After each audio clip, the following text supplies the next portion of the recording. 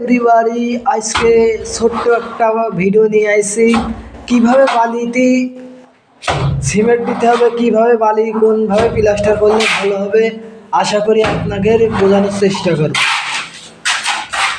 এই যে আমাদের সামনে দেখা যাচ্ছে একটা মিস্ত্রি ভাই কাজ করছে। এই মিস্ত্রি ভাই বালিটা মারছে, দেখছেন কিভাবে? এরকমভাবে বালিটা মারলে আপনার দেয়ালে কামড় দিয়ে ধরবে। তার আগে বলি, প্লাস্টারের আগে আপনি এসে ভালো করে ভিজিয়ে নেবেন, ভিজলে আপনার প্লাস্টারটা সুন্দর বা মজবুত হতে পারে।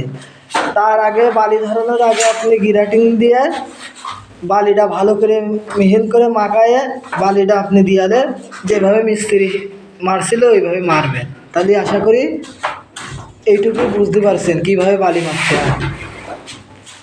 এরপরে এই যে দেখা যাচ্ছে আবারও বালি নিয়ে আসে মারছে। দেখেন, আপনারা লক্ষ্য করে দেখবেন বালিটা কেমনভাবে মারলি আমাদের অলে ভালো করে কামড়ে ধরবে।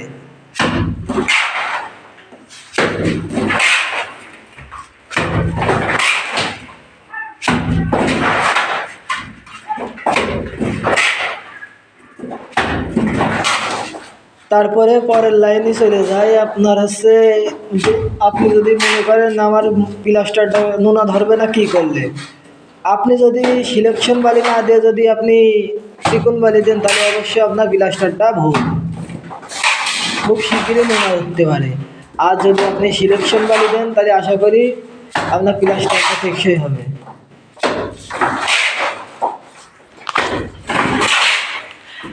আমাদের এই মশলা এসে আপনার 3টা বালি দেওয়া রয়েছে, 1 বস্তা সিমেন্ট।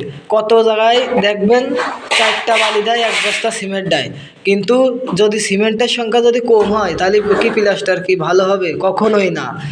তাই আমরা এটাও জেনে গেলাম, যদি হচ্ছে 4 বালিতে যদি 1 বস্তা সিমেন্ট দিই তাহলে প্লাস্টারটা খুব শিগগিরই নষ্ট হয়ে যেতে পারে।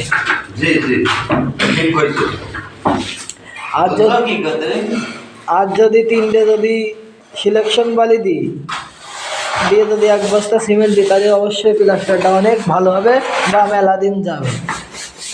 হয়তো সিলেকশন বালিতে প্লাস্টার করলে ফিনিশিং একটু কম বোঝা যায়, কিন্তু খুব ভালো হয়।